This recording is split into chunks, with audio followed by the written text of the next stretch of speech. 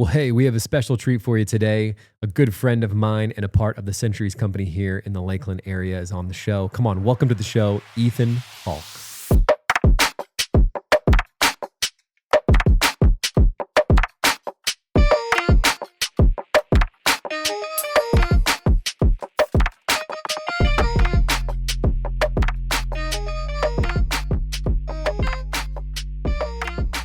Well, awesome, dude. Ethan, thanks so much for being on the show, man. Of course. Yeah, Thanks dude, for having it's so me. cool I'm honored. it's so cool that we go back. I think the first time we met was probably 2017, 18, something like that. Man, that's a long time ago. Yeah, dude. It does feel, in some ways it doesn't, but in some ways it's a lifetime. Like neither of us had kids.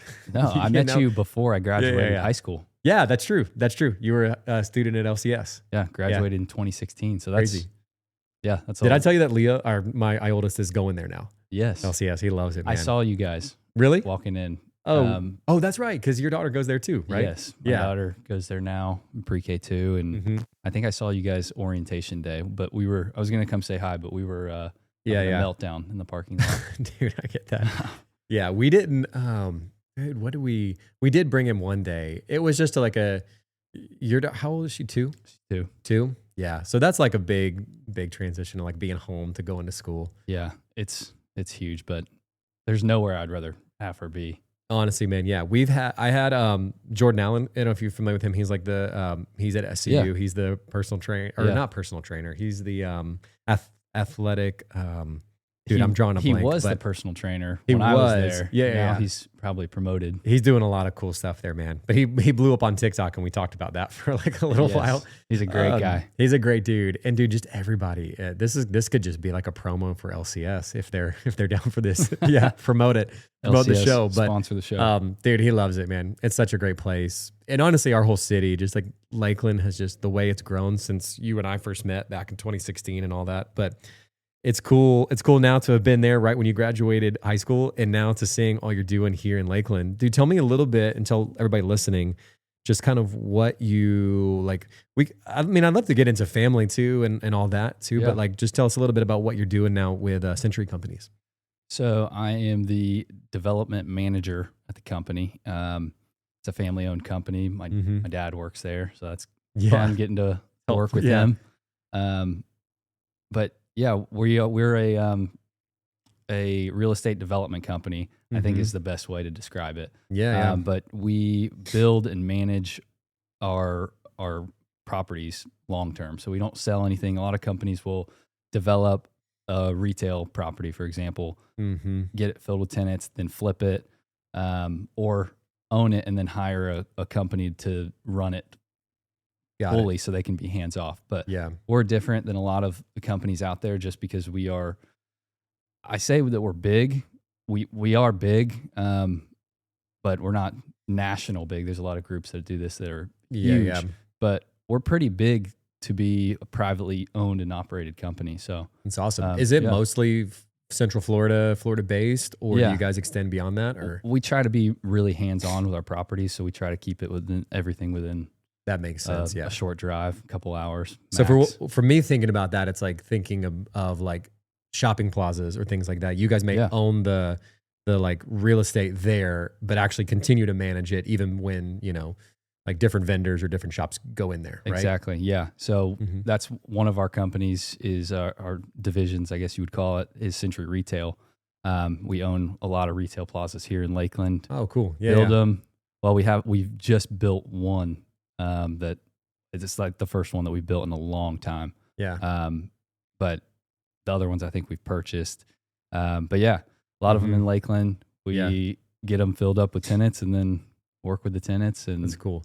I bet so many people probably don't even realize like that's how stuff works like that. Like you see like the Southgate Shopping Plaza or whatever stuff like that, and just like each one owns a little building, but there's so much like layers behind it to actually make that place functional. It's like I think about it all the time. Everywhere I go, like my job is like influencing my thoughts. I'm like, even just like with just normal construction stuff, I'll be walking down the street and be like, oh, that's a D curb. That's like that's a Miami. Well, curb you enjoy what you do, right? Yeah, exactly. That's cool. Man, I remember having Mayor Mutz on, like, dude, this was last year. This was shortly after the show started.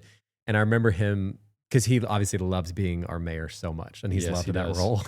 And he mentioned, he's like, yeah, doing this for so long, it's changed the way, like when I go to a different city, I will like look at like the sewer system and like little Exactly, things yeah. that you'd never think about. But because you love what you do, you start to like see like things with a new lens. Like me working in like the tech and like church tech world specifically, whenever I'm like around like just kind of church stuff or whatever, I'm thinking about like, oh, like, yeah, why does this stuff work the way it does?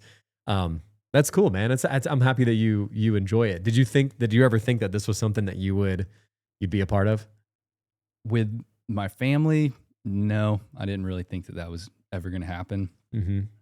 I didn't really know where the career path was going to take me, but now there's nowhere else I'd rather be working. And I'm really excited for the future there to see how we grow and see what other family members jump on board and I get to work with over time. But yeah, no, I didn't know that I was going to be in the industry in general. I mean, before we just started, we were just talking about kind of early on stages of trying to figure out what you want to do in life, and it all just kind of came together in God's plan in a really cool way. I went back and forth for a while trying to figure out what I wanted to do, and thought maybe that's ministry, maybe that's I don't even know what else I was thinking. Who knows? There's probably a million other things that I was thinking I could do. Pro bass fisherman or something. I don't know. Yeah. But it started with me getting a job with Saunders Real Estate here in town. And I thought, okay, maybe this is something I can really chase after and start selling ag land and development properties. And so I got my real estate license, started in that. And kind of a long story short, I got married.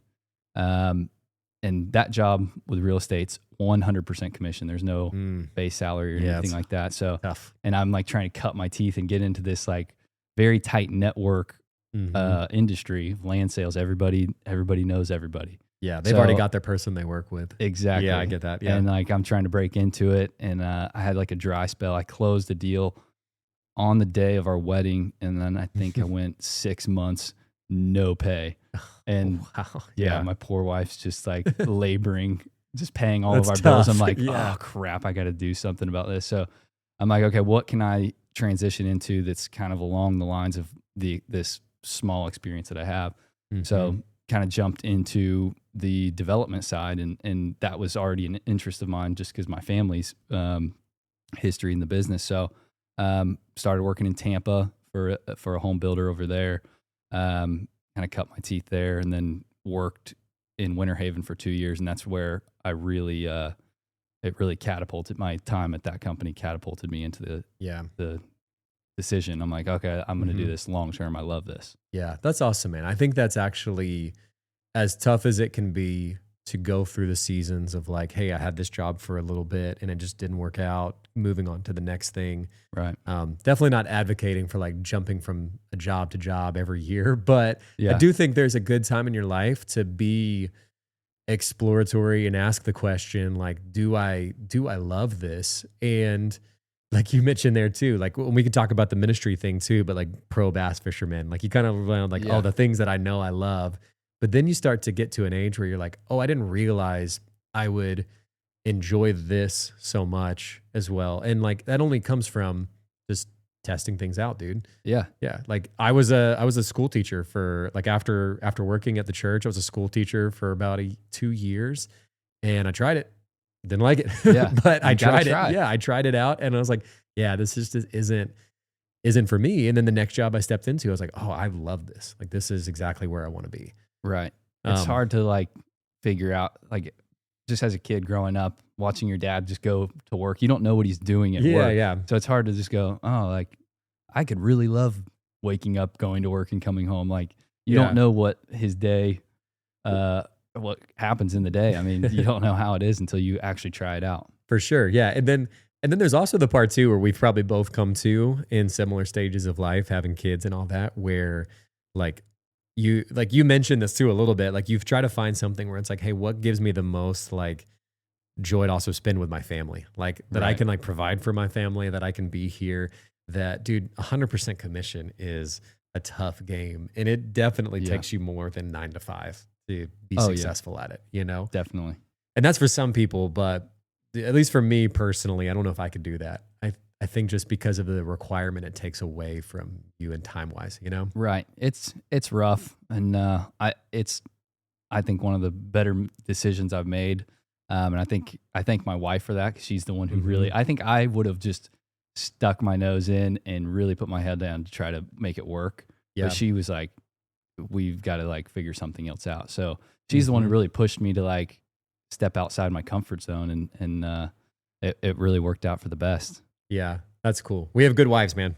Yeah. Did the same thing, dude. You mentioned earlier too. I'd love to talk about this because I think this is a good thing to discuss, especially for people similar to like you and I were both like in my section, kind of leading it a little bit, and you like being a part of this like ministry internship that we did at our church, which was great, phenomenal. Yeah. Great program still to this day, and like. What you mentioned there too, of like having that question of like, oh, am I supposed to go into ministry? And that's definitely like a case for some people who go through like ministry school or an internship program like that. But also kind of, I went through that, especially when I like gave my life to Christ and decided to move to Southeastern. I went through this season where I was like, oh, well, I have to be a youth pastor. That's like the only job option that I have now. You thought that was the only way. Yeah, well, there is a stigma. Maybe that's just me. Maybe that's not true. But I felt that for a while. Yeah. And then having to shape my mindset of like, what does ministry actually look like outside of the church and in the marketplace, in tech and, land development? What does that look like, you know? Yeah. I mean, what was that like for you, I guess, is the question there too, of like having that thought and, saying, oh, maybe this isn't the right thing for me, That's a good question. I think there's a lot of people in my life that I could look at and go, okay, this person isn't working hands-on. They're not hands-on with the church or with ministry full time, but what they do is benefiting the church or the community in a massive way through their expertise, and they're getting paid for something, not ministry, but they're really contributing to a community. Like guys like Tim Cox, 100%. I know you've had him on, great guy, but I mean, he's an example of that, where he just had his niche and was able to bring his expertise to the table and benefit the church. So 100%, man. And I think like that's a great example of Tim too, because like so many people, I think, in our community and people who would know of him respect him so much. Right. And they also recognize that there's something special on his life. And I would imagine if you spent any time around him, that thing is his relationship with Jesus, and just the way he carries himself. And like that, I feel like that just speaks volumes to people in church, but also to people outside of church, I think that's a true ministry opportunity there of equipping more people in the marketplace, equipping more people in those sorts of roles with how do you lead well from a Christian perspective, you know? And it was clear to me too at the beginning that, I could help like right now, because like I said, my first kind of step in the career was real estate, trying to sell land. Yeah. And the church was already looking for land at that yeah. time. So I was immediately off the bat, I'm like, oh, this is great. Like great first I can step. get in this and like, I can help Andrew and Christina like find the next property. And I did like pitch Andrew a bunch of properties. And actually, funny story, Andrew might deny this, but I was in, I think it was one of their council meetings I came to just for the land just to talk about the land. And I had a packet printed out with like different sites all over Polk County or all over Lakeland. And he was really set on this one on the Drummond property that's across from Grasslands. Yes. I know what you're talking about. Yeah. Yeah. There's a huge still there. lawsuit going on that the owners were wrapped up in. And I think I didn't know that. I think it was just, I don't know what it was about, but I think that deal was just kind of dragging along and wasn't going anywhere. And so I had gathered a bunch of other options that I thought might be worth looking into. And our property that Was the one of church is them? building on was like Let's the go. top one. And Andrew's like, I think that's too far. I'm like, Yeah, "What? yeah. It's the perfect location. Dude, yeah. And honestly, you had the you had the wisdom to know like a year or two later, a lot of stuff is moving out that way, it feels like. Yeah, You know? it's a great location. I mean, Mhm. it'll be able to pull from kind of central Lakeland and then also very south Lakeland and Bartow right there. Off of Bartow, 98. Winter Haven. That's all in that direction, right? Yeah. Yeah. No, it's easy to get to from Winter Haven, Bartow, That's cool, man. all over Lakeland. Yeah. So getting into this industry too, I guess what was so much of this is sales, I guess, too. Like what was kind of the biggest learning curve for you kind of coming out of school and stepping into a role like this? Ooh. I think just the amount of dedication that it really takes to continue to be better. Mm-hmm. Yeah, yeah. Like you're never done learning. You're never done learning. That's probably the biggest piece of it is that my job specifically is one of those jobs that every day is different. And I mean, you can talk to developers that have been doing this for 50 years and they'll tell you learn something new on every single project. You encounter a new issue that you've never heard of before.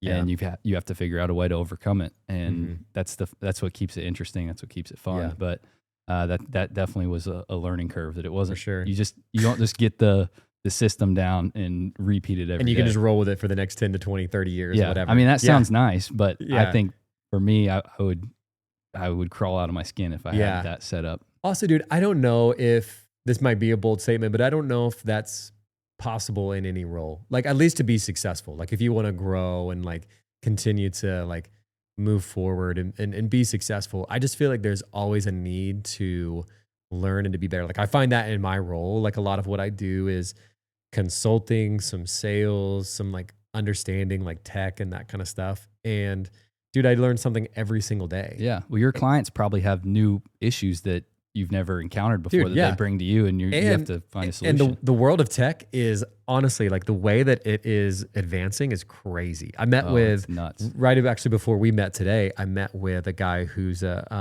actually the VP of AI at our company. Really? He's so great, such a great dude. But we were just talking about like what stuff's coming. And it's like, dude, there's stuff for churches right now where you can like take a picture. You remember doing this as an intern probably too, like counting heads and like how many people in the room, whatever. There's a thing now where you can just take a picture of the room and it'll tell you how many people are in it. Like just like that. And that actually is simpler.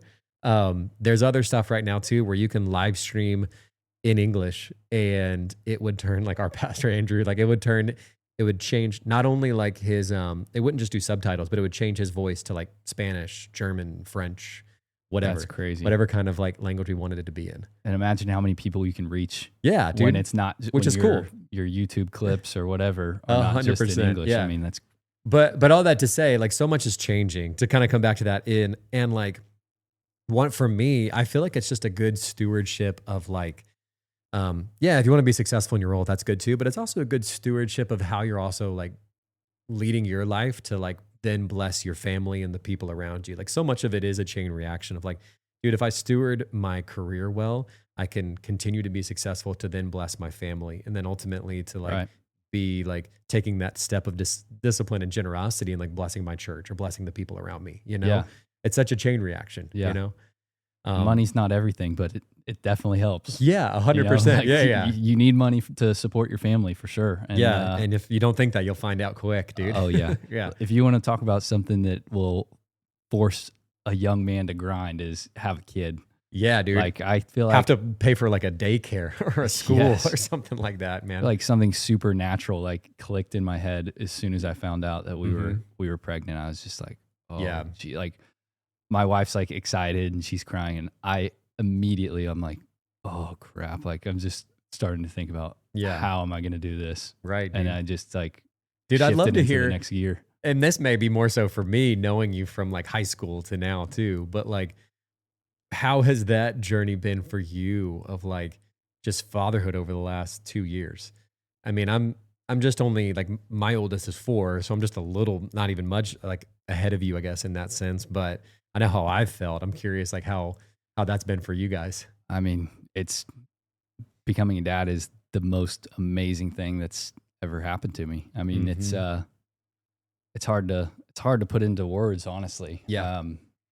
I mean, people listening that have kids will know what I'm talking about, but I mean, you always, before you have kids, you always talk to people and they're just, they always say the same things that kind of sound cliche if you don't have kids, of like, oh, it's life-changing. Like the kids, you'll learn that you can't love anything else more than your own kids. And I mean, you hear it all the time, and when you don't have kids, you don't think anything of it. But then when it happens to you, it's just like, it clicks. You get it. It's unreal. Yeah, it is. It is hard to put into words, and that's why I feel like people don't actually get it until it happens to them. Yeah, dude. Like I don't know if I've ever shared this. I don't think I've shared this over the podcast before, maybe publicly. But there was a time where we were kind of in a transition after not like wasn't working at the church anymore, and kind of figuring out what was next. And kind of through relationships and meeting, we had this potential idea that we could maybe partner with like a church in Hawaii and like move there. And we're thinking about it and all this stuff. And I was like, oh, that sounds cool. Sounds awesome. Everybody sounds like cool to live in Hawaii or whatever. Yeah. And we knew it was like the most expensive state you could possibly live in. And also, by the way, I love that guy for whatever reason. This gets back to him. I think what they're doing is amazing. But something changed, because it was like we were considering all that before our oldest came. And then shortly after he got here, dude, just everything in my mindset like shifted to where I was like, oh man, I want nothing more than to just like give you, this like little kid, the best that I could possibly give you. Yeah. It becomes your whole entire focus. Yeah. Yeah. And it's just, it really is, as cheesy as it sounds, is just like a piece of your heart is like now there. And you're like, oh dude, I'd do anything to make sure you are happy. Yeah. You know, I might take it to, I probably need to just work on this, but I feel like I take it to like maybe an extreme sometimes, where like if I'm not with them, with my wife and with my daughter, like I'm working. Like I used to, and you know this about me, I used to hunt, fish all the time. Yeah. Anything. I mean, go golfing, just hang out with buddies. I mean, I do none of that anymore. Yeah. Like I honestly need to like take some time to like, just maybe relax, do a little bit. Yeah. Do a hobby here and there. But like, I mean, I just dropped all of that and I didn't mind doing it, you know? Yeah, I for sure get that, dude. I'm even to the point now, I have a fun golfing trip I'll tell you about off air, like here coming up in like 2 weeks, but I have to be gone for like the full, like a night and then the day. And even then I'm like, oh man, like I feel bad. Like I want to be here, like helping for like wake up and bedtime and all that kind of stuff. Yeah, I was just talking about this same thing with one of my buddies. And he just had a kid, and I don't think he has got to this point yet. But yeah, like I remember I went on a fishing trip, like she was probably 8 months old, and like it was one of my first times like actually getting out after having her. Yeah. And the whole day I'm just like, I just felt like a piece of crap out there. Like, it's like you can't enjoy it as much as you used to. And we were just destroying them. We caught so many fish that day, and I was just like, dang, this feels just should sad. Be good. Like I should be happy right now. Like, yeah. And I called my wife on the way back. She's like, no, just have fun. Like, just relax. You need to go and get away. But yeah, it is healthy. It is healthy. Definitely have hobbies, but I get the like heart behind what you're saying too. Like, it's good for people, man. Like, I think that there's nothing better. I get more of like going back to Bill Mutz, because he's got 12 kids, and he's always told us like, be fruitful and multiply. Be fruitful. Like I've been at Concord Coffee, and he's grabbed me. He's been like, be fruitful and multiply. Fruitful and multiply. I'm like, okay, I get it now. It is great, dude. Yeah. And then once you go to 2, it's complicated, but it's fun. 2 years old or 2 kids? 2 kids. Yeah. 2 kids. Yeah. I'm like trying to prepare myself for that mentally about now. It's a lot. I won't lie. It's a lot of work. And then the thing that I found the most unique about it, and again, I'm not trying to give any kind of parenting advice, because my kids are 4 and 2, and like my oldest, I definitely think is following Jesus. I don't know about my second one. He's still the verdict's out, but he's only 2. But it's like but that's the thing though too, is like you have 2 different personalities, where like, and now it's like my oldest is very like Yeah, I don't know. He's very like a little bit more, I think, cautious, I'd say, in some regards, and like creative, I'm telling. And then like the second he's just go, go, go. Like he just like Yeah. fall like big rough guy, you know. So That seems to be kind of the the trend second with like child. the second or middle Yeah. children, like just He's crazy. textbook there. Yeah. But yeah, man, it is cool to see and cool to talk about. I wanted to chat about this, and maybe we can just chat about wait. this for fun. Speaking of your kids, Yes. sorry, I brought you this. And I probably should have brought you 2 of these things, No, it's okay. Yeah. but because they're probably gonna fight over that. But Oh, I just that's so grabbed that cool. before I left the office. But I'm like, dang, what can I bring Alec? This is cool, man. Thanks, dude, for this audio podcast. This is like a foam like Century truck.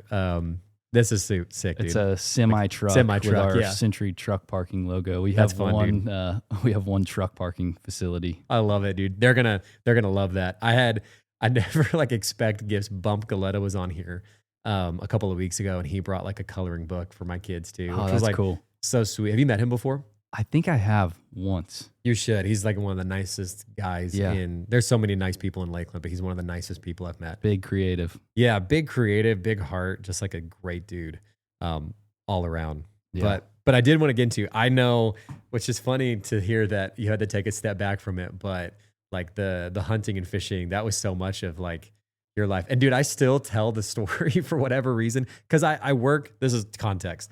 I work for a remote company with a lot of people from Seattle and Washington and all that. And for some reason, they picture Florida that like Jurassic Park, like we just the gators are walking around nonstop. Yeah. And I try to like, I'm like, hey, it's also not like that. Like I can go find one right now if I wanted to. But I think they're also like kind of lazy, like from what I've understood of like, they're not going to come after me and find me. You know, they're in their space. Yeah. But you've hunted them. Like I've told the story of you like hunting and like finding that gigantic dude. Yeah. And I'm sure like just telling that to people in like that live in Seattle or New York, like that's like insane to know, for them to know that. Oh yeah. They think it's happens. like very dangerous to live here. Yeah. Yeah. Which they're not completely wrong. And there's there's more crazy people in Florida than crazy gators in Florida, but yeah. yeah, I mean, Florida's a wild place. There's still a lot of land out there, even with all the development that's happened over time. I mean, Florida looks nothing like it did even 10 years ago. Yeah. But I don't think people realize how many acres there are of just undeveloped, straight up wild land. Not even undeveloped, but just like, 'cause there's undeveloped land. I mean, even coming here to the studio, I mean, there's a piece of land like right here. I drove past, I'm like, what is that massive piece? But it's surrounded by development. But I'm talking like off the grid, like Everglades. Yeah. Big land. Dude, that is a crazy part of our state. I know like our friends over the Florida Man on show, like they chat about that a lot. But the fact that I don't think people understand how crazy the Everglades is, that there are alligators and crocodiles living in the same like ecosystem as pythons and like all of it, right? Pythons, right? Or yeah, pythons. And like invasive, all of these sort pythons. Of like creatures that live there. And it's huge. I cannot, just thinking back of like just before civilization as we know it existed in Florida, like living what it was here like. Must have been hell on earth. Right, yeah. Can you imagine? Well, there were Indians that like lived in this area like way before it. And imagining like, dude, this had to have been, I mean, I don't know, but this had to have been one of the harder places to like try to survive. I would bet money that it would be harder to survive in Florida than it would in a lot of like the rugged country out west. Yeah. I don't know. Dude, I've read and this is kind of random. I have to look it up exactly. I actually audiobooked this. But let's see, what is it? But I read this about the Comanche Indians that lived out west. This is so random that we're talking about this, but yeah, it talks a lot about them, but it was like, you know, rattlesnakes and stuff like that. I do think this is a little bit crazier, you know? Yeah. I mean, you have all of that. You have everything that they have out west, everything dangerous. I mean, they've got panthers, they've got bears. We've got Florida panthers, we've got bears. Yeah, there's everything, dude. Like this year, there was the first, I think, recorded bear attack in Florida. Yeah. This happened just a few months ago. And then the same week, I think a lady got killed on Lake Kissimmee from a gator. Sheesh, dude. And just in the same week in Florida. Which, This is such a random conversation, but I know you've hunted for so long. I feel like just in the last year, I've seen more videos of like the bears like going onto the beaches and things like that. yeah. Excuse me. Like, is that normal? Like, is that always happening, or they feel like they're getting more bold, or? I don't know. Bears are weird. I think part of it is just the amount of development that's happened kind of pushes animals around in kind of weird corridors through wood systems. But at the same time, I'm sure bears were doing that before there was a single house built in Florida, you know? Yeah. But this is such a random topic too now. And I'm sure like next time you get back out there and go hunting, we'll have to have you back and see. Yeah, back into the swing of it, dude. I need to get, I really want to get back into the gator hunting next year. Because that is pretty wild, right? Like you got to do that like midnight or like, right? Do you guys do that like in the middle of the night? Yeah, or? I've always done it at night. I think it was a law, I think, that you couldn't hunt them in the day until a year or two ago. I haven't hunted them since that changed, where now you can hunt them during daylight hours. But it's fun to get out there at night and try to find one. Yeah, I bet, dude.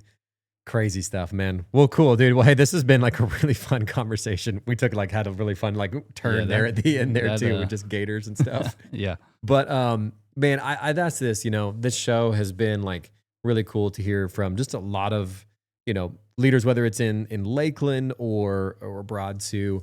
I always ask this kind of with one more minute left, being that kind of the tagline for the show. Mm-hmm. What is for you? Maybe it's like this season of your life right now, or whatever the case may be. We've talked about a lot of that.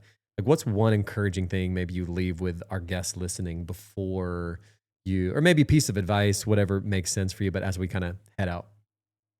And how can people learn more about Century Company too? One piece of advice. I would say for career and just personal life, I think having your relationships in good order, having everything right with your family, with everybody. I think that it's just so damaging to have bad blood with people, regardless of if it's family members or just people in your workplace. I mean, just having all of your relationships in order and nurturing those, I think takes you so far in life. Just rather than kind of ignoring things that need to be dealt with, whether it's pushing them off, waiting till later. Yeah. Pushing off difficult conversations. I think having difficult conversations just helps you out in every area of your life. Nurturing your relationships will just kind of catapult you. That's huge, man. That's wise. Yeah. How can, as we kind of towards the end here too, how can we kind of learn more a little bit about Century Company and what you guys do? You can look us up if you're in Lakeland. If you are a retail shop owner and you're interested in any space, look up Century Retail. We just opened our new Shops at Lake Wire project, where I know you've probably been to Foxtail That's Coffee. You guys. Yeah. We did that. So I've been really hands-on with that project, and we're excited about that one being right on the outskirts of downtown. But you can look us up. We got a bunch of mobile home park communities, RV parks now. We've got lots of storage all over Central Florida, and then got all of our retail here in Lakeland. But awesome, man. Doing some cool things. Well, dude, thank you so much for being on the show, man. I appreciate it. Thanks for having me.